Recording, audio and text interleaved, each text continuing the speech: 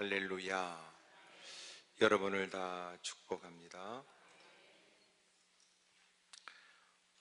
르호보암은 유대 왕이고, 특별히 우리가 잘 알고 있는 흠모하는 솔로몬의 아들이에요. 르호보암이 왕이 됐다. 그것은 아버지 솔로몬을 뒤를 이어서 왕이 된 거예요. 문제는 르호보암이 왕이 되면서 북이스라엘과 남유다로 나눠지게 됐습니다. 그 이유는 솔로몬의 말년의 이유가 있었는데, 솔로몬이 말년에는 암몬 또 모압 등등의 이방 여인들을 자기가 첩과 안으로 두어서 그들의 제안을 따라 하나님에게 등을 보였고, 하나님을 떠나 우상을 섬기는 여인들에 의해서 늘 끌려다녔어요. 그러면서 하나님은 진노하셨지만, 하나님은 진노 중에 이미도 하셨던 약속을 주님은 기억하셨고, 그 솔로몬의 아버지 다윗과 했던 언약을 따라 그 왕조가 망하지 않고 마침내 하나님이 이루시려고 하는 다윗의 혈통을 통해 계보를 통해 메시아 그리스도가 오시도록 하나님은 그 약속을 신실하게 지키시지요.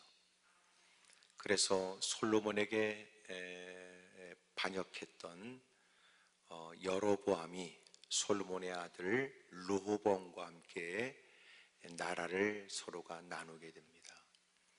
북이스라엘은 여로보암이 10지파를 담당하여 북이스라엘의 왕이 되고, 솔로몬의 아들 르호보암은 유다와 베냐민, 그래서 두 지파를 소유한 남유다가 됐습니다.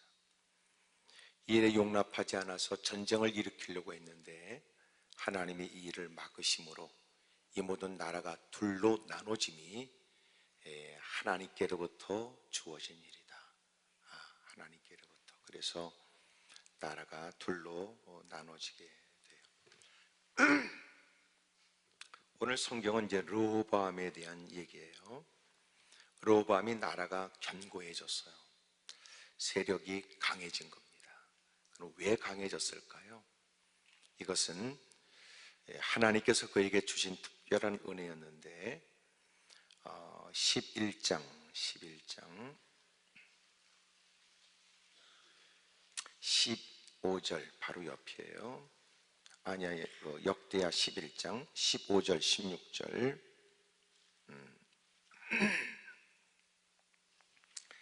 13절부터 읽을까요? 자, 온 이스라엘의 제사장들과 레위 사람들이 그들의 모든 지방에서부터 르호보암에게로 돌아오되, 레위 사람들이 자기들의 마을들과 산업을 떠나 유다와 예루살렘에 이르렀으니, 이는 여로보암과 그의 아들들이 그들을 해임하여 여호와께 제사장의 직분을 행하지 못하게 하고, 여로보암이 여러 산당과 숫염소 우상과 자기가 만든 송아지 우상을 위하여 친히 제사장들을 세움이라. 16절, 이스라엘 모든 지파 중에 마음을 굳게 하여 이스라엘 하나님 여호와를 찾는 자들이 레위 사람들을 따라 예루살렘에 이르러 그들의 조상들의 하나님 여호와께 제사하고자 한지라. 그러므로 3년 동안 유다 나라를 도와 솔로몬의 아들 르호보암을 강성하게 하였으니, 이는 무리가 3년 동안을 다윗과 솔로몬의 길로 행하였음이더라. 그러니까 왜 르호보암 이렇게 유다 나라가 강해졌느냐 보니까, 이미도 북이스라엘에서 있었던 많은 레위 자손들, 제사장들이 여로보암이 자격 없는 처지에 10지파를 하나님이 다스릴 수 있는 권한을 줬는데, 권한을 갖게 되면서 성전, 그들이 모여서 예배를 드려야 될 예루살렘 성전에 유대 땅에 있는 곳으로 가서 예배를 드리러 북이스라엘 사람이 남유다를 출입하게 되면, 지금 오늘 내가 왕으로서의 10지파를 다스리고 있는데 그들의 마음이 움직여 자기를 향했다는 마음이 다 르호보암에게로 옮겨지는 걸 두려워했으니까 권력을 나름대로 유지하기 위한 방법으로 성전을 찾는 북이스라엘 사람이 남유다로 갈 필요가 없도록 만들 생각을 했고, 베델과 단에 우상을 세워서 이것이 우리를 애굽 땅에서 건져내신 하나님이다, 그래서 우상을 섬기게 했고, 그동안 늘 예루살렘 성전에 가서 절기를 지켰던 비슷한 날짜를 정하고 지금까지 참 하나님만 섬겼던 제사장들을 해임하고 임의로 자기가 제사장을 세워서 그리고 하나님이라고 그러고 실제적으로는 우상을 섬긴 거예요. 이런 일에 레위 사람들은 그가 행하는 그릇된 우상을 섬기는 일들, 또 더 이상 하나님을 섬기지 못하게 하는 일에 대하여 그들이 유대 땅으로 와서 르호보암을 섬기는 거예요. 근데 이 일이 그들에겐 쉽지 않았던 일은 뭐냐면 14절에 있는 레위 사람들이 자기들의 마을과 산업을 떠났다는 거예요. 이유는 하나님을 바르게 섬기고자 하는 이유 때문에 그래요. 그래서 그들은 여로보암을 떠나고 그리고 그들이 드디어 르호보암에게로 온 거예요. 16절 이렇게 하나님을 향하는 마음, 하나님을 찾는 마음이 견고하고 하나님을 사랑하는 마음이 흔들림이 없고 하나님의 뜻대로 살아야 된다라고 하는 이런 일에 마음이 결정되어 요동함이 없고 휩쓸리지 않는 그들이 르호보암에게로 다가와 그들이 열심히 하나님께 바르게 제사하고 하나님을 잘 섬기는 모습에 17절에 하나님께서 솔로몬의 아들 르호보암 3년 동안 유다 나라를 도와 솔로몬의 아들 르호보암을 강성하게 했다 그래요. 그러니까 12장 1절에 보여지는 건 사실은 누구의 영향이 컸어요?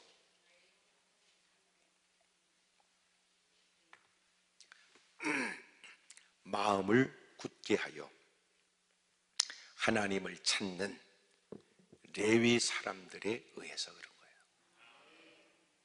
이미 마음을 견고하게 하여 많은 사람들이 요동하고 흔들리고 있을 때 한때는 거들먹거리며 신앙 경력과 연륜을 자랑했던 사람, 그러나 그들의 편리에 관해서 자극하고 굳이 멀리까지 갈 것 없고 가까이 있는 베델과 단에 가서 섬기면 된다, 이런 얘기는 사람들에게 상당히 설득력이 있었어요. 그래서 백성들의 마음이 다 그 북이스라엘의 여로보암 왕의 제안을 따라 바르지 않다, 옳다 이런 분별력은 다 깨져버렸고 편리가 바른 것을 뛰어넘어 드디어 그들은 우상을 섬기게 된 거예요. 임의로 세운 제사장들에 의해서 드려지는 제사, 그리고 그렇게 자신들이 만든 여러분 송아지를 섬기고 그리고 우상을 섬기는 일에 대하여 이것은 바르지 않다. 그래서 레위 사람들이 마음을 굳게 하고 우리가 살았던 터전을 떠나고 우리의 모든 산업을 포기하는 것은 우리에겐 당장 생계적 위협이 따르게 되고 또 내일이 불투명할지 모르지만 그러나 우리는 하나님을 섬기기로 굳게 마음먹었다. 그리고 그들이 유대 땅으로 와요. 지금은 완전히 서로가 다른 나라가 됐어요. 그리고 그렇게 자기의 백성들을 자기만 바라보게 하려는 여로보암 때문에 우상을 섬기는 나라가 됐던 북이스라엘, 그러나 그것이 그곳에서 삶의 터전이었고 그들이 그들의 고향 땅이고 그들이 머물러 있어야 한다고 생각했던 고수했던 그 땅을 떠나 신앙을 위하여 하나님을 향하는 마음을 굳게 했으므로 르호보암 여러분 그를 섬기게 된 거예요. 그렇게 열심히 잘 섬기는 모습 속에 나라가 견고해졌고 세력이 강해졌다는 거예요. 그러니까 르호보암은 이렇게 자기가 자리가 견고해지고 권력을 더 얻게 되었다, 세력을 강하게 얻게 됐다는 것 때문에 해야 될 일은 뭐예요? 하나님을 더 잘 섬겨야 될 것 같은데 아니라는 거예요. 우리도 그런 일 많잖아요. 저토록 하나님이 그에게 주신 바 각별한 은혜가 또렷하고 그 역시도 하나님이 자신에게 부어주신 은혜에 여러분 눈물이 촉촉히 적신 감격의 간증도 하고 또 누가 보기에도 부정할 수 없는 그의 행석과 삶이 달라진 게 분명한데 그토록 자기가 하나님의 베푸신 은혜라고도 떠버렸다면 사람들은 그런 그들을 통하여 뭘 기대하겠어요?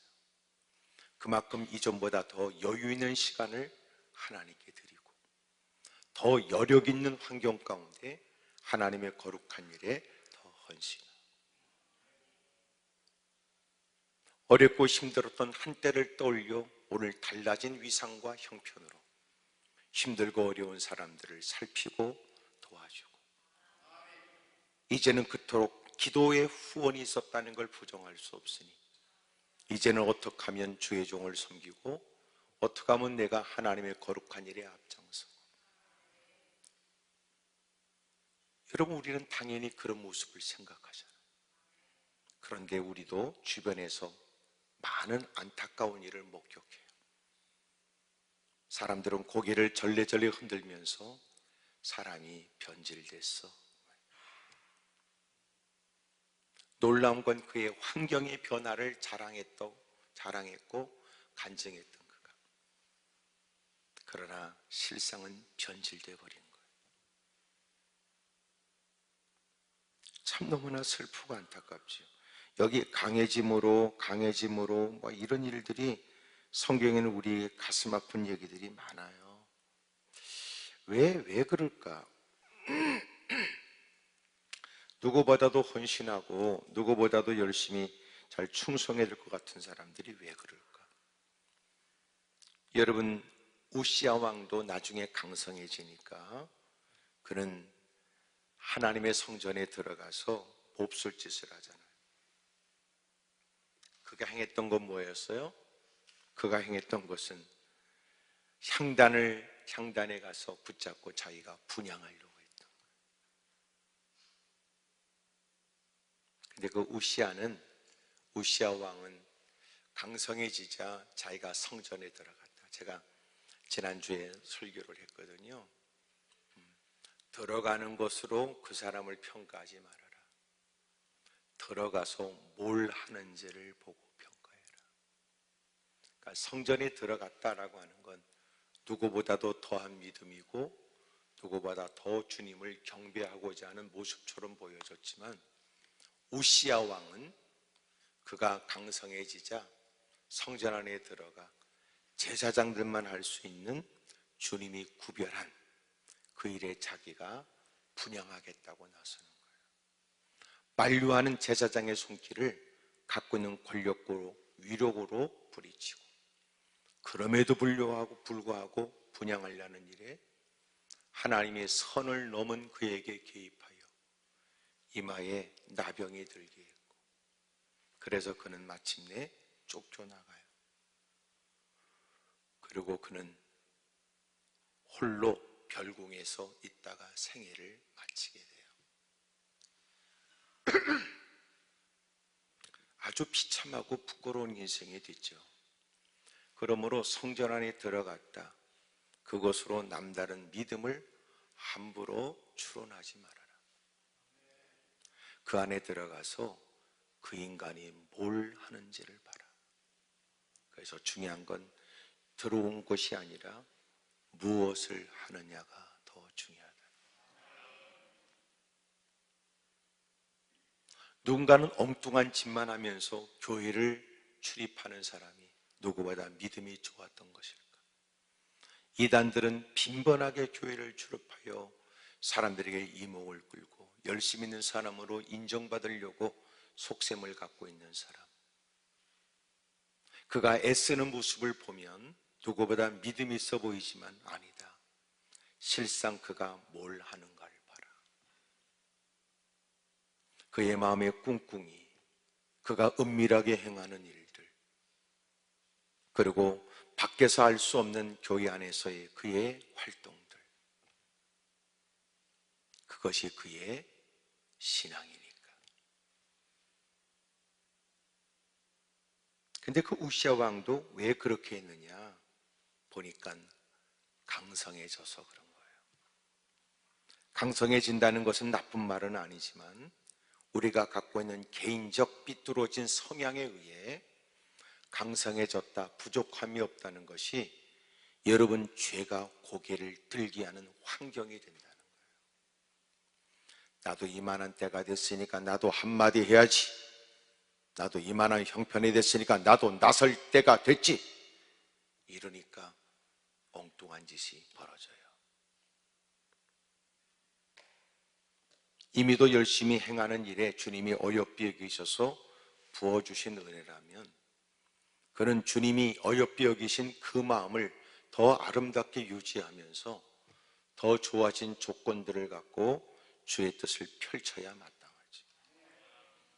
그런데 그는 세력이 강해지고 나라가 견고해지게 되자 그는 하나님의 율법을 버렸다는 것이 르호보암에 대한 12장 1절의 얘기예요. 그는 하나님의 율법을 버렸어요. 그리고 온 이스라엘은 이 일을 따르게 되었으니까 모든 인간들의 마음이 참 다 그렇죠. 하나님의 율법을 버리는 일은 온 이스라엘이 주저함이 없이 따랐다는 말은 뭘 의미한다고 생각하세요?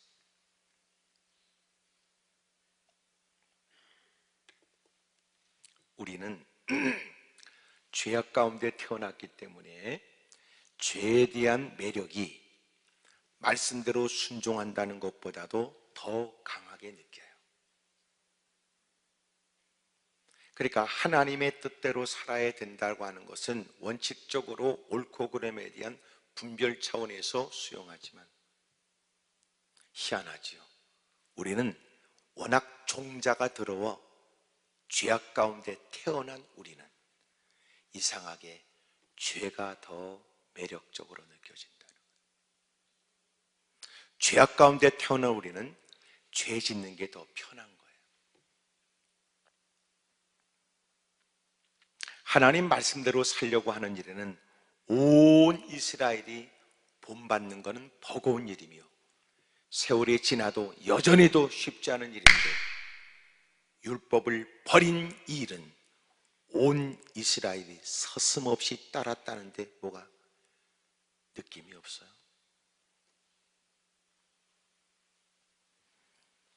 순식간 죄를 지면서 모든 것들을 다 엎어버린 사람이 깨달음이 있어서 하나님 말씀대로 사는 일에 다 엎어버려야 되는데 그것은 하나하나 고친다는 거예요. 참 인간이 그래서 우리가 예수님을 믿었다고 해서 완전히 성화가 된 게 아니에요. 날마다 싸워야 되고 날마다 고쳐야 되고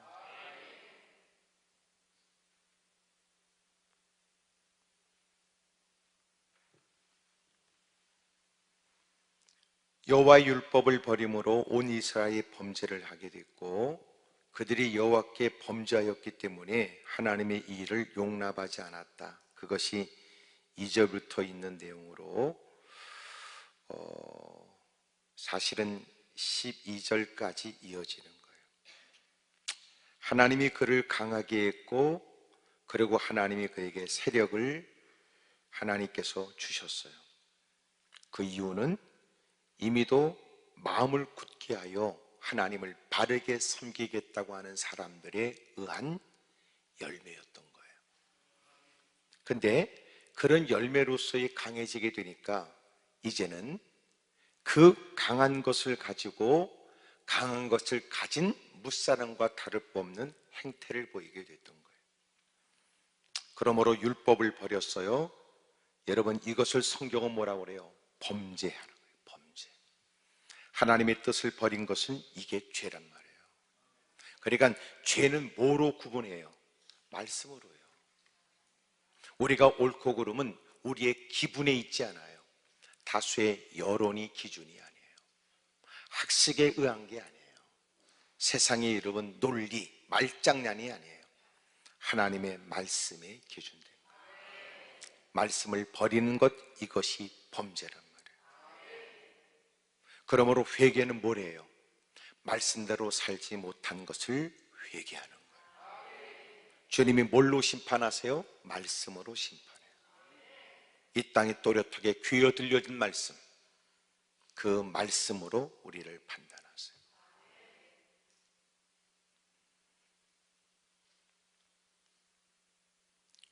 드디어 하나님께서 그의 범죄만큼 그를 돌이키게 하실 목적으로 허락하신 일이기 때문에 그의 성품, 그의 형편, 여건에 맞도록, 그래서 자극이라고 느껴지는 일들을 통해 그를 돌이키게 해요. 그러니까 악한 것들은 어떻게 그를 돌이킬까요?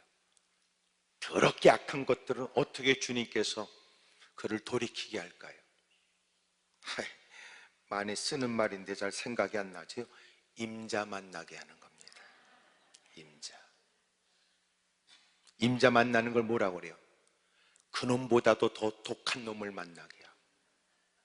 그 짓거리보다도 더 끔찍한 일들을 통하여 어쩔 수 없이라도 하던 짓거리를 멈춰야 되거나 더 악한 일을 만나 그 소나기를 벗어나게 할 누군가를 찾게 만들죠. 힘을 갖고 있다 하여 거들먹거리고 오만방자했던 그가 하나님께서 르호보암 왕 제5년에 애굽 왕 시삭이 예루살렘을 치러 올라갔어요. 이미 11장에 보여줬던 거론했던 마음을 굳게 하여 섬겼던 사람들은 르호보암이 나라가 견고해지고 강해지자 하나님을 떠난 거 아니에요. 그러니까 그들도 떠나버린 거예요. 더 이상 충고와 권면이 그에게 먹혀 들어가지 않아요. 이미도 눈에 뵈는 것 없는 오만방자한 그는 어떤 누구도 감당할 수 없고 어떤 누구의 충고에도 그는 흔들림이 없어요.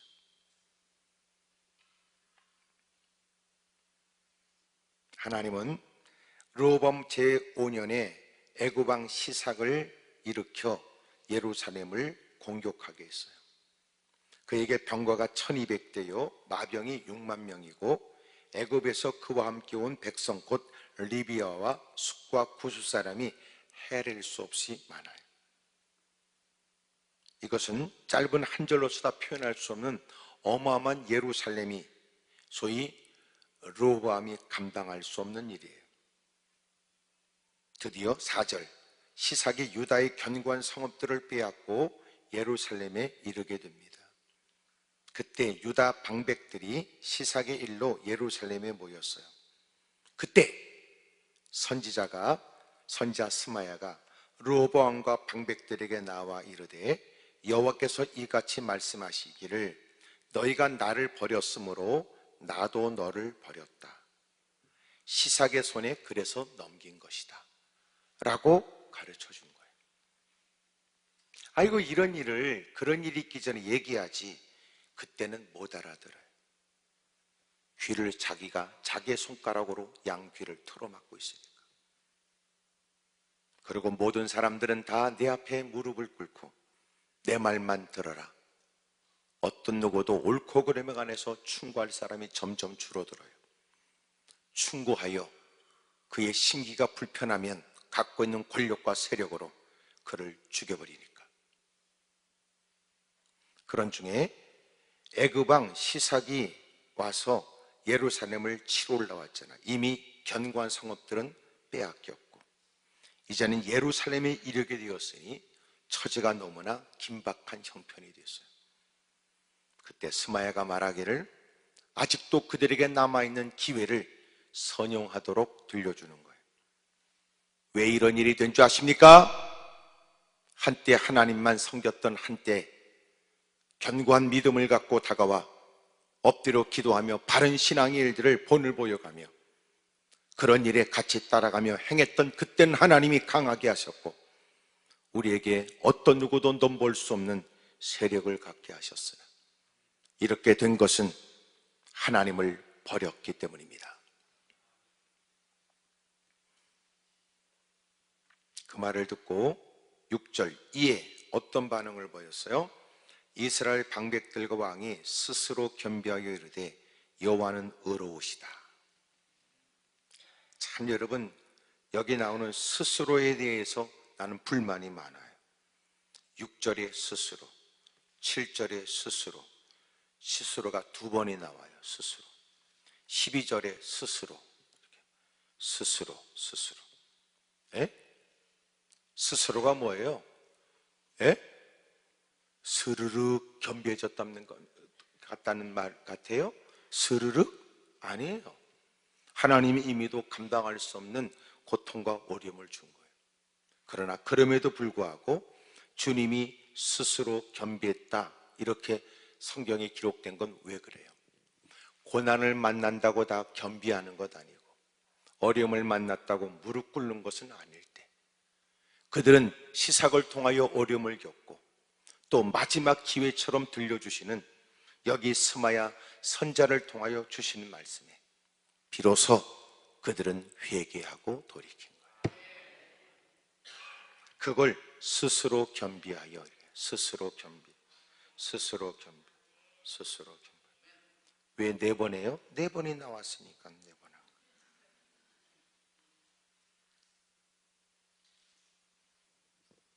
그러면서 6절에 보였던 그 고백을 보세요. 왕이 스스로 또 방백들과 함께 스스로 겸비하여 이르되 여호와는 의로우시다. 이게 무슨 말이에요? 하나님의 결정은 옳다. 하나님이 엄하게 우리를 다루시는 건 맞다. 우리는 하나님이 부어준 은혜 속에 살면서도 은혜를 따라 살지 못했으니 하나님이 내리신 이 엄중한 손길도 올바른 일이다. 우리는 고통 가운데 있지만 하나님이 하시는 일은 그 어느 것도 잘못된 일이 없다. 봐라, 우리에게 허물이 가득하고 우리가 죄 가운데 살았구나. 그리고 하나님께서 주시는 그 기회를 감사히 여기고 스스로 겸비해진 거예요. 근데 보세요. 주님은 그 모습을 보셨어요? 7절 읽어요. 시작.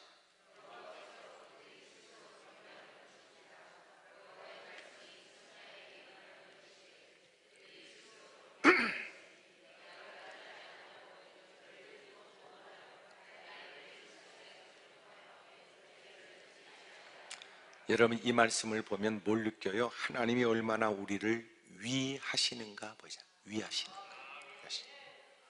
하나님께서 임자를 만나게 하셨으나 죽일 생각은 아니었고 선자를 통하여 이제라도 돌이킬 기회를 주시더니 주님이 주시는 마지막 기회에 응하여 스스로 겸비하여 하나님의 결정은 옳습니다.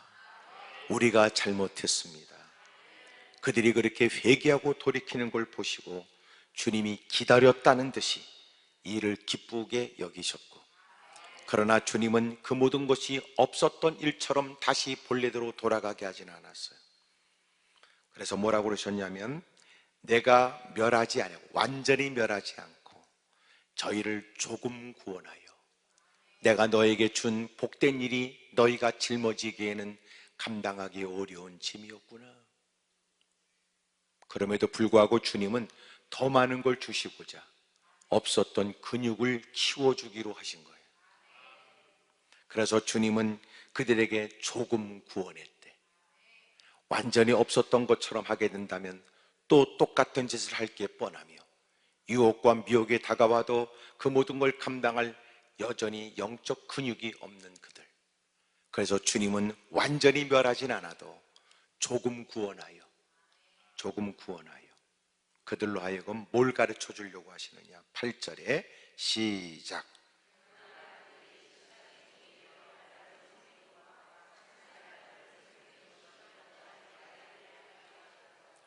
이제는 시삭의 종이 되어 당분간은 조공을 바쳐야 되고 시달려야 되고 약탈을 당하고 어려움을 당해. 그러나 나라는 존속하는 거예요. 왕의 자리도 여전히 존속해요. 그러나 그들은 시삭을 섬겨야 되는 종이 되었던 거예요. 그러면서 하나님은 내가 조금 구원하여 완전히 멸하지는 않고 너희들이 이제는 어떤 복을 줘도 어떤 유혹 속에서도 지켜낼 수 있는 사람이 되게 하려고. 그러려면 너희들은 영적 근육이 필요하지. 너희들이 내 말로 훈련이 안 되니까 좀 더 조교가 좀 독할 거다. 그래서 빨간 모자에 조교를 붙여준 거예요. 그래서 이제부터 너희들이 누구를 섬기는 게 더 좋은지를 비교하여 알도록. 그러니까 우리는 늘 부드러운 걸 주면 부드러운 것에 불평을 해요. 그래서 더럽게 딱딱한 걸 먹게 하는 거예요. 비로소 더럽게 딱딱한 걸 만나야 그게 대빵 부드러웠다는 걸 알아. 인간이 이렇게 못됐잖아. 잘 대해주면 이게 당연한 줄 알아. 그래서 못된 개떡 같은 걸 붙여줘. 그래야 그 전 사람이 그리워져. 참 인간은 이렇게 다루기가 어려운데 하나님이니까 다루는 거예요. 그래서 내가 너희들이 스스로 겸비하여 이 모든 일들은 주님이 우리를 억하심정으로 행하신 것이 아니라 이것은 우리가 하나님께 받은 바 은혜를 따르지 못하는, 이것은 불신앙이요, 이거는 은혜를 짓밟은, 그리고 은혜를 오히려 악으로 갚은 우리에게 문제가 있었습니다. 하나님의 결정은 옳습니다. 그리고 회개하자. 자, 너희들이 앞으로 살아가면서 그 모습 갖고는 안 되겠구나. 이제는 끊임없는 도전 속에서도 흔들림이 없는 신앙이 되기를 원해. 내가 얘기하면 너희들이 못 알아들으니까 너희들이 한번 경험하여 너희가 궁리하고 생각하고 하나님을 잘 섬기는 것이 맞을지, 말도 되지 않는 요구를 어쩔 수 없이 들어야 되는 시삭의 종으로 있는 것이 어떤지 너희가 생각해봐.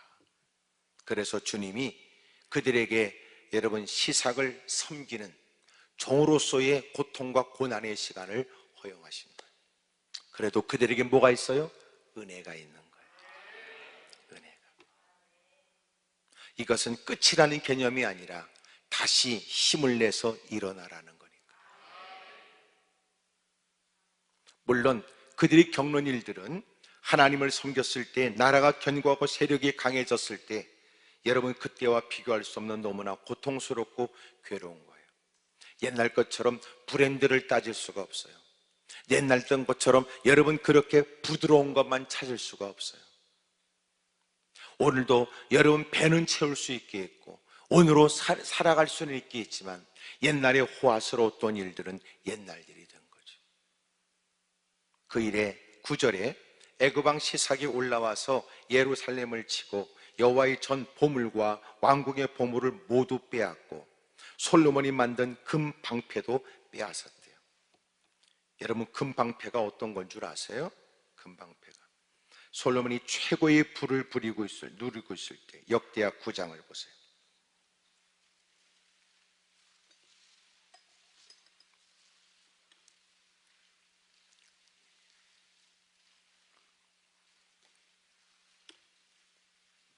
(13절) 솔로몬의 세입금의 무게가 금 666달란트요 그 외에 또 무역상과 객상들이 가져온 것이 있고 아라비아 왕들과 그 나라 방백들도 금과 은을 솔로몬에게 가져왔어요. 자, 15절 16절 읽어요. 시작.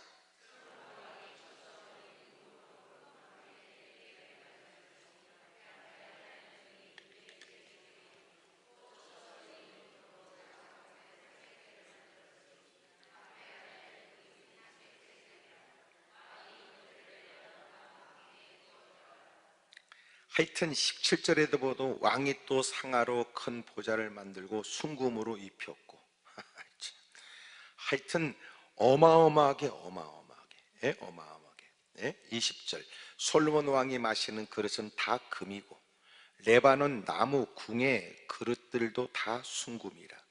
솔로몬의 시대에 은을 귀하게 여기지 않았대. 하여튼 놀라지도 않는 여러분. 21절 왕의 배들이 후람의 종들과 함께 다시스로 다니며 그 배들이 3년에 1차씩 다시스의 금과 은과 상아와 원숭이와 공작을 실어옵니다. 하나님이 22절에는 왕의 재산과 지혜가 천하의 모든 왕들보다 크게 하셨던 거예요. 그러면서 나타나지는 그 금방패는, 여러분, 금방패, 큰 금방패 200개를 만들었고, 또 16절에는 금으로 만든 작은 방패 300개를 만들었고, 이런 어마어마한 부를 누리고 있었단 말이에요. 그랬는데 여기 솔로몬의 아들로서 그 모든 것들을 다 갖게 됐던 그가 나라가 강해지고 세력이 커지자 몹쓸 짓을 하게 됐고, 비로소 하나님께로부터 주어진 것이라는 걸 어렵사리 배우면서 이제는 하나님을 철저히 마음을 쏟고 잘 섬겨야 되겠다는 마음을 갖게 하는 훈련의 과정에 하나님은 그의 모든 것들을 애굽 왕 시삭에다 가져가게 만든 거예요. 그래서 여호와의 전의 보물, 왕궁의 보물 모두 빼앗고 솔로몬이 만든 금방패도 다 가져갔어요. 아까 말했던 금으로 만든 큰 방패 몇 개, 뭐 굳이 그렇게 생각할 건 없어요. 뭐 외울 건 없어. 작은 방패 몇 개? 하여튼 여러분은 금에 관심이 있는 게 확실해요. 어쩌면 그렇게 대빵 허벌나게 겁나게 어마어마하게 많은 걸 가졌는데 다 가져갔어요. 그래, 내가 너한테 잘못했나 보다. 이놈의 금 때문에 그러지? 이렇게 네가 돈이 많아서 그러지? 아이고, 네가 그렇게 마음을 굳게 했던 저 북이스라엘에 왔던 사람들과 마음이 합쳐서 하나님을 잘 섬겼던 네가, 그래, 이놈이 문제구나. 이놈이 문제구나.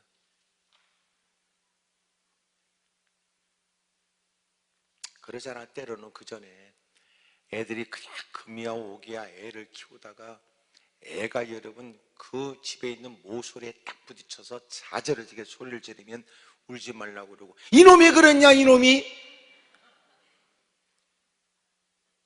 에? 아이고, 너 내가 너한테 준 돈 때문에 그렇구나. 내가 부어준 그 금 때문에 그랬구나. 마침내 애굽 왕 시삭이 다 가져갔어요. 다. 참, 악을 선으로 대신하는 자. 19절과 20절이 9절과 오늘 본문의 9절과 10절이 완전히 다르죠. 솔몬이 만든 금 방패를 가져. 이 금방패는 뭐냐면, 모르냐면 왕의 권위와 위상을 상징하는 거예요. 왕이 행차할 때마다 금방패를 든 사람들이 들고, 에? 왕의 행차에도 눈을 마주치기 어려울 때 금방패 때문에 고개를 들고 볼 수가 없어. 금방패 번쩍번쩍. 에? 멀리서도 여러분 마치 무슨 뭐 어마어마한 빛이 발했을 거예요. 왕의 위엄을 드러내고 권위를 드러내고, 그리고 그의 부를 자랑하고 영광이 드러나고, 그래서 금방패를.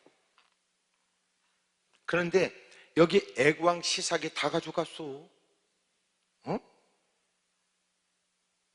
하나님의 전에 있는 모든 보물도, 왕궁의 보물도 다 가져갔어. 솔로몬이 만든 금방패도 다 가져갔어. 그래서 르호보암이 만들었어. 뭘로? 노수로. 하여튼 그 청동으로 된 그 노수로 녹이 안 쓸도록 날마다 문질러 대느라고 고생했을 거야 그거. 응? 노수로 만들었어. 그렇게라도 왕의 위엄과 영광을 대신할 수 있도록. 뭘 느껴요? 금방 9절과 10절에 금과 놋, 그래. 금과 놋. 금방패는 다 뺏겨버리고 그 대신 노수로 만들었다는 걸 보면 악으로 선을 대신하는 자에게 나타나진 결과잖아. 노수로 방패를 만들어 궁문을 지키는 경호 책임자들의 손에 맡김에 왕이 여호와의 전에 들어갈 때마다 경호하는 자가 그 방패를 들고 갔다가 경호실로 도로 가져갔더라. 얼마나 그들의 처지와 형편이 어려운지를 가늠할 수 있어요. 12절에 르호보암이 스스로 겸비하였고 유다의 선한 일도 있으므로 여호와께서 노를 돌이키사 다 멸하지 아니하신 결과야. 그러면서 13절 읽어요. 시작.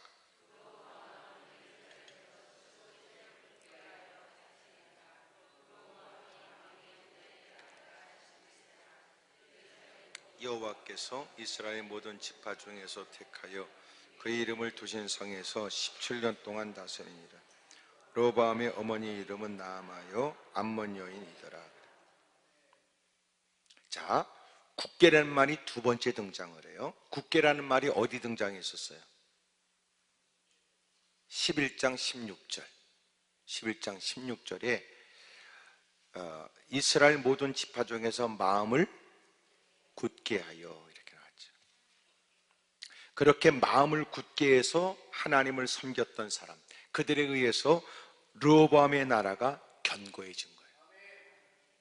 그리고 세력이 강해졌던 거거든요. 그런데 문제는 뭐였어요? 그가 하나님의 말씀을 버렸다고요. 그래서 하나님이 이 일에 관해서 그가 두려워할, 그리고 그가 그 어떤 것을 자랑할 수 없고 하나님 말씀에 귀를 기울이지 안 될 상황을 만들어 스마엘을 통하여 돌이키도록 만드셨고, 이 말씀에 감사하게도 스스로 마음이 겸비하여 무릎 꿇는 그에게 내가 완전히 망하지는 않게 하지만 이번 기회를 통하여 하나님을 섬기는 것이 어떤 일인지 그들을 섬기는 일과 비교하여 너희가 생각해봐라. 그리고 기회를 줘요. 그는 모든 것들을 잃게 됐어요. 하지만 여전히 그는 그의 자리를 유지하게 되지요.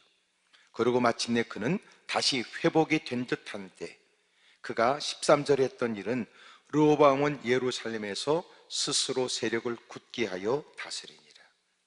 여기 세력을 굳게 했다는 말이 무슨 말이에요? 마음을 굳게 했던 11장의 16절에 있는 신실한 사람들, 그 굳게와 다르고 이것은 스스로 세력을 굳게 한 거예요.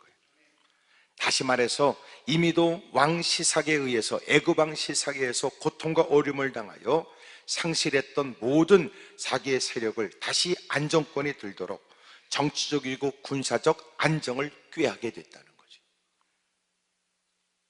왕으로서 이미도 짓밟혔던 모든 일들을 견딜 수 없는 고통을 겪고 있다가 나라를 안정시키려고 애를 쓰는 거예요. 그러나 그는 하나를 놓친 게 있어요. 그게 뭐예요? 이미도 신실한 믿음의 사람들에 의해 그렇게 우리 모두가 하나님을 바르게 섬겨야 된다고 했던 그때는 나라가 견고했고 세력이 강해졌던 것을 잊어버린 거죠.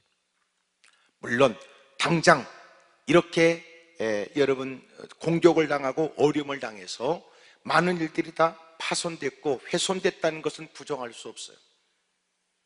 그러나 그가 세력을 굳게 하는 것은 왕으로서 백성들을 위해서 해야 될 일이었지만 그가 더 힘써야 될 일이 뭐예요? 신앙의 일들이에요. 14절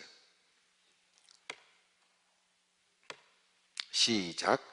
르호보암이 악을 행하였으니 이는 그가 여호와를 구하는 마음을 굳게 하지 아니함이었더라 그래. 어림을 당할 때 그는 무엇보다도 하나님께서 야, 애굽 왕 시삭을 섬기는 거하고 나를 섬기는 것이 어떤 것이 난지를 너희가 잘 살펴봐라. 이미도 그들의 처지는 모든 영광을, 위엄을 다 상실하게 되는 비참한 처지가 되었지요. 그럼에도 불구하고 하나님은 그를 살려주셨고 아직도 나라는 존재하고 있으며 그 자리도 지켜내고 있어요. 이제는 정신 차릴 때가 되었고 뭔가 스스로 겸비했던 만큼 하나님이 그럼에도 불구하고 또 불쌍히 여겨 다시 그가 일어날 수 있는 기회를 줬을 때, 그런 이제는 이전보다 더한 마음으로 주님을 더 잘 섬기겠다는 마음이 굳건해야 하지 않았는가. 그러나 그는 마음이 굳지 않았다. 가끔 왜 이렇게 시멘트 공사한다고 그러고 드디어 이제 이렇게 바닥에 뭔가 좀 움푹 패고 그러면 시멘트를 부어서 시멘트를 잘 해놓으면 옆에다가 여기 시멘트가 지금 굳고 있으니까 여기 지나다니면 안 됩니다. 어느 날 보면 누구 발자국이 있어.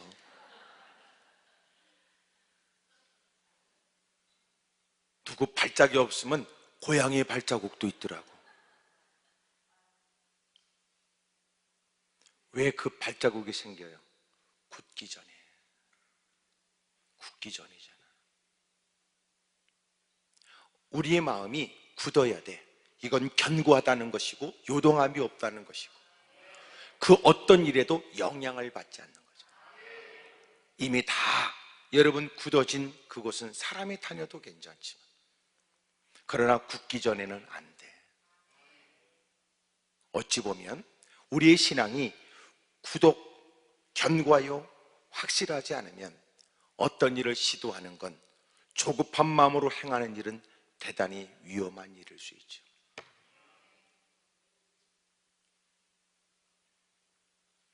신앙생활 좀 하다가 뭔가 여러분 깨달음이 있고 느낌이 오면 우리에게 있는 가장 위험한 게 뭐냐면 충분하다는 생각. 온실에선 충분해요. 밖에 나가면 죽어버려요. 뿌리를 잘 내리도록 힘썼어요. 하지만 밖에 나가 그 날씨와 온도에는 감당하지 못해요. 그러므로 더 견고해지도록, 가꾸어지도록 권면하는 얘기가 때론 누군가에게 조급한 마음에, 자기 착각에, 자기 오만에, 충분하다는 착각에 큰 낭패를 당하곤 하죠. 여러분, 르호보암이 처음에는 그 고난 가운데 스스로 겸비하여 스마일을 통한 하나님 말씀을 감사하게 여기고 뭔가 그의 신앙은 크나큰 요동치고 변화가 있었을 거예요. 문제는 그가 결론은 악을 또 행하게 되었고 그 악을 또 행하게 된 이유는 왜 그랬냐? 마음이 굳게 되지 않았기 때문에. 성경에 잘 보세요. 르호보암이 악을 행하였으니 이는 그가 여호와를 구하는 마음을 굳게 하지 않았다고 하니 이것은 누군가가 해줘야 될 일이기보다 본인이 해야 될 일이잖아요. 이제는 하나님, 내가 똑같은 일을 되풀이지 않겠습니다. 내가 죄성스러웠던 삶을 내가 반복하지는 않겠습니다. 자신이 힘쓰고 애써야 될 일이죠. 안타깝게도 나를 견고하게 굳게 하려는 일엔 사력을 다했지만 여전히 그렇게 어려운 지경에 되기까지 왜 이런 지경에 빠지게 됐느냐에 대한 원인과 함께 오늘도 다시는 그런 일을 또 똑같이 행할 수 없다는 마음에 자기의 마음을 굳게 하는 일은 하지 못했다.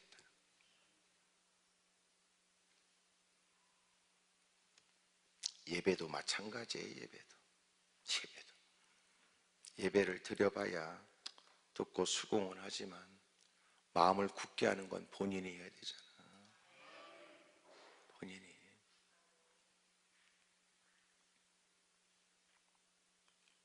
근데 마음을 굳게 하지 않으면 사실은 또 쓰러지고 또 넘어지죠. 왜 그런가 또 그 원인을 보면 여기 이제 열왕기상 이제 보게 되면 여기 이제 뭐 르호보암에 대한 얘기를 거기 이제 두 번씩 그렇게 기록되어 있는데 여기 13절 오늘 본문의 마지막 부분에 보면 이렇게 되어 있어요. 르호보암의 어머니 이름은 나아마요 암몬 여인이다 그래요. 우리는 지금 누굴 생각해요? 솔로몬을 생각하는데, 아버지 솔로몬이 말년에 많은 여인들에 의해서 이곳저곳을 끌려다녔어요. 그런 중에 성경에 제일 먼저 거론된 솔로몬에 대한 얘기가 이제 열왕기상 11장에 나오거든요. 열왕기상 11장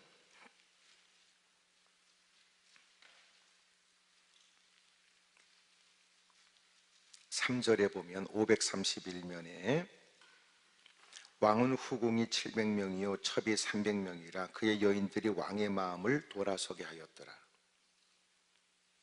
4절 여러분 읽어요. 시작.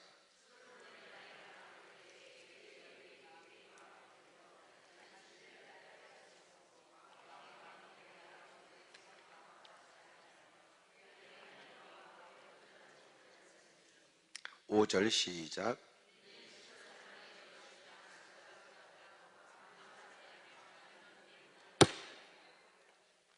여러분 7절에 보면 모압의 가정한 금오스를 위하여 예루살렘 앞 산에 산당을 지었고 또 암몬 자손의 가정한 몰록을 위하여 그와 같이 하였어요. 자, 솔로몬 옆에 있었던 암몬 여인들, 모압 여인들 등등의 많은 이방 여인들이 다 그랬어요. 자, 그렇다면 솔로몬의 아들 르호보암이 왕이 됐잖아요. 그 어머니가 누구냐면 암몬 여인이에요. 그러면 그토록 총애하고 사랑했던 여인에 의해서 마침내 암몬 사람의 가증한 밀곰을 따르게 됐고, 그리고 마침내 암몬 자손의 가증한 몰록을 위하여 산당도 지었다는 걸 보면 그 여인이 누구였겠냐고요. 그리고 그 여인의 소생인 르호보암이 왕이 됐던 거 아닙니까?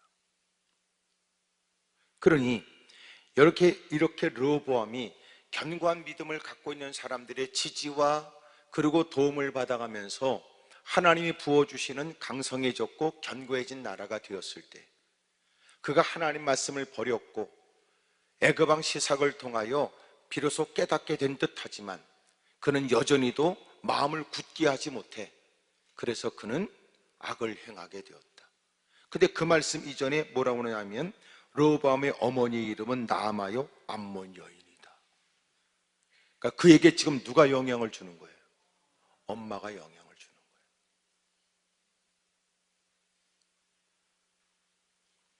그러면서 이 일에 관해서 뭐라고 그래요? 여호와를 구하는 마음을 굳게 하지 않았다는 거예요. 당신의 마음을 굳게 하지 못하게 하는 여러 가지 요인이 존재할 수 있어요. 그것이 여러분 혈연관계든지 그것이 세상 살아가면서 겪게 되는 인간관계인지 어떤 것인지 모르지만 확실한 건 뭐예요? 우리가 마음을 굳게 해야 돼요. 그럼에도 불구하고 예배 자리에 찾아와서 우리가 해야 될 일, 다시 마음을 살펴 마음을 굳게 해야 돼요. 마지막 때는 모이기를 패하는 자들의 습관처럼 하지 말고 마지막 때는 모이기에 힘쓰래요. 마음을 굳건하게 지키기 위해서 늘 깨어 있어야 되고 정신 차려야 된대요.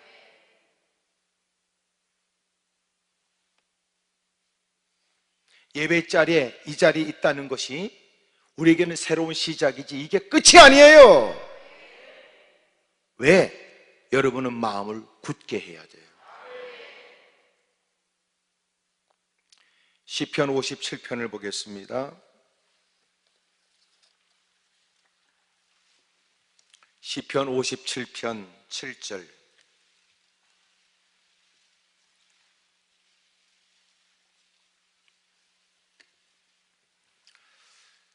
(842면) 시작. 하나님이여 내 마음이 확정되었고 내 마음이 확정되었사오니 내가 노래하고 내가 찬송하리.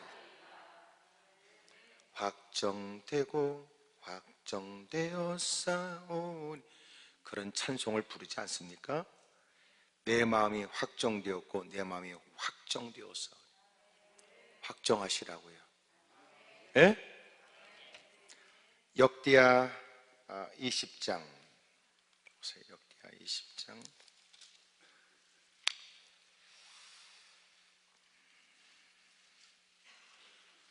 33절 시작. 산당만은 철거하지 아니하였으므로 백성이 여전히 마음을 정하여 그들의 조상들이 하나님께로 돌아오지 아니하였더라. 중요한 건 뭐예요? 백성이 여전히 마음을 정하여 그들의 조상들이 하나님께로 돌아오지 않았대. 마음이 확정되지 않은 거예요. 겉으로 볼 땐 여호사밧이 열심히 종교개혁을 일으킬 때도 여러분 놀라운 건 사람들, 백성들의 마음은 아직도 확정되지 않아요. 하나님 말씀을 듣고 적지 않은 사람들이 말씀에 여러분 수긍하지만 마음은 아직 결정된 거 아니라는 거예요. 그들은 예배를 참석했지만 여전히 마음은 정하지 못했다. 그는 예배는 빠지지 않지만 그렇다고 마음을 정한 것은 아니다.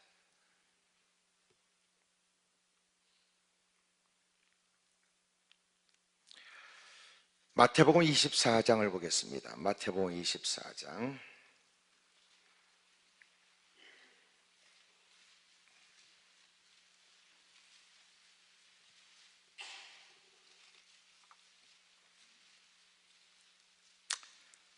24장 42절부터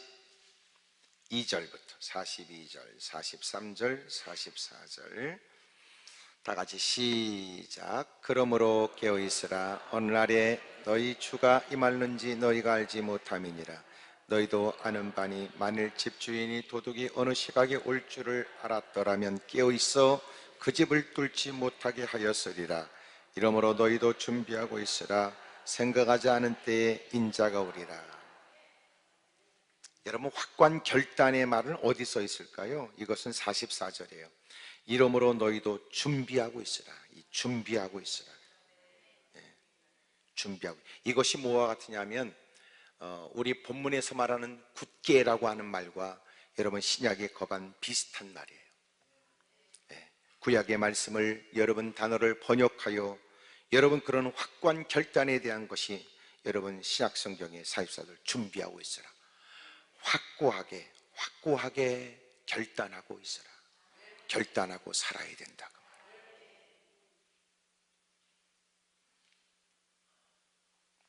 야고보서 5장 8절. 야고보서 5장 8절.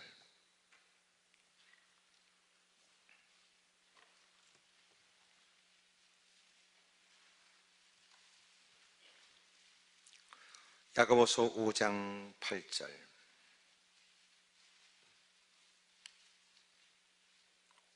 375면 신약 성경 야고보서 5장 8절 시작. 너희도 길이 참고 마음을 굳건하게 하라. 주의 강림이 가까우니라. 너희도 준비하고 있으라. 마태복음 24장에 있는 말씀대로 준비하고 있으라. 이래 야고보서 5장 8절에 너희도 길이 참고 마음을 굳건하게 하라. 굳건하게 하라. 주의 강림이 가까우니라. 이래 어둠의 세력이 하는 일이 뭐예요? 여러분, 끊임없이 우리의 마음이 갈등하게 만드는 거예요. 자꾸 갈등하게 만든다. 그럴 때 마음을 굳게 하라. 마음을 굳게 하라. 그런 일에 요동함이 없고 갈등하지 않는 사람. 오늘 마지막 결론처럼 여호수아 24장을 보겠습니다. 여호수아 24장 357면 저 앞쪽으로 구약성경 357면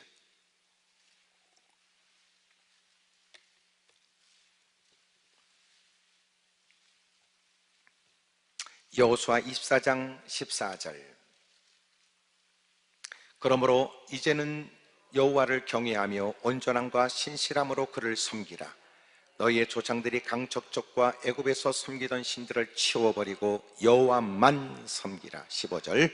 만일 여호와를 섬기는 것이 너에게 좋지 않게 보이거든 너희 조상들이 강척족에 섬기던 신들이든지 또는 너희가 거주하는 땅에 있는 아모리 족속의 신들이든지 너희가 섬길 자를 오늘 택하라. 오직 나와 내 집은 여호와를 섬기겠노라 하니 16절 백성이 대답하이로되 우리가 결단코 여호와를 버리고 다른 신들을 섬기지 아니하오리니 이는 우리 하나님 여호와께서 친히 우리와 우리 조상들을 인도하여 애굽 땅 종되었던 집에서 올라오게 하시고 우리 목전에서 그 큰 이적을 행하시고 우리가 행한 모든 길과 우리가 지나온 모든 백성들 중에서 우리를 보호하셨으며 여호와께서 또 모든 백성들과 이 땅에 거주하던 아모리 족속을 우리 앞에서 쫓아내셨습니다. 그러므로 우리도 여호와를 섬기리니 그는 우리 하나님이심이니이다 하니라. 아멘. 마음을 굳게 하라. 마음을 굳게 하라. 하나님, 저도 그렇게 마음을 굳게 하겠습니다. 나도 하나님만 섬겨야지. 나도 하나님만 섬긴다. 하지만 예배 자리를 떠나게 되면 세상의 많은 것들이 우리의 눈길을 끌어갑니다. 들려지는 많은 얘기가 우리의 마음을 요동치게 합니다. 외면할 수 있는 인간관계를 통한 형편의 적절한 제한은 우리를 갈등케 합니다. 그럼에도 불구하고 그는 그 말을 들어도 고양이 발자국이 없다. 누군가 잘못 디뎌서 남기는 발자국도 없다. 그는 견고하게 마음을 굳게 했다. 그런 일에 집에 가서 고민하거나 그것 때문에 갈등하거나 그것 때문에 하나님 전에 다가와서 괴로워하지 않는다. 괜찮아? 괜찮지? 그렇게 너도 그렇게 적절한 처지에 유혹받을 일 아니야? 까짓거 그런 얘기 그 사람이 하는 일, 나는 그 사람 예의를 갖춰 들어주는 주겠으나 나는 털어버렸어. 갈등하지 않아. 고민하지 않아. 누군가 우리에게 이 말 저 말로 유혹하면서 얘기하지. 막 얘기해서 그래요 한번 생각해 보시라고요. 그랬더니 놀라운 건 순종해서 집에 가서 생각하기 시작했어요. 한번 고민해 보시라고요. 그에게 그는 그때부터 고민하기 시작해. 말도 잘 들어. 마음이 굳건하지 않으니까. 누군가 건네는 신앙의 유혹적인 얘기에 옆에서 말려. 야야야야, 저 사람한테 얘기도 하지 마. 저 사람은 씨도 안 먹혀 들어가. 저 사람 씨도 안 먹혀 들어가. 야야야야야, 나도 해봤는데 네가 지금 헛수고하는 것 같아서 내가 너한테 권면해. 저 사람한테는 신앙적인 얘기도 하지. 씨도 안 먹혀 들어가.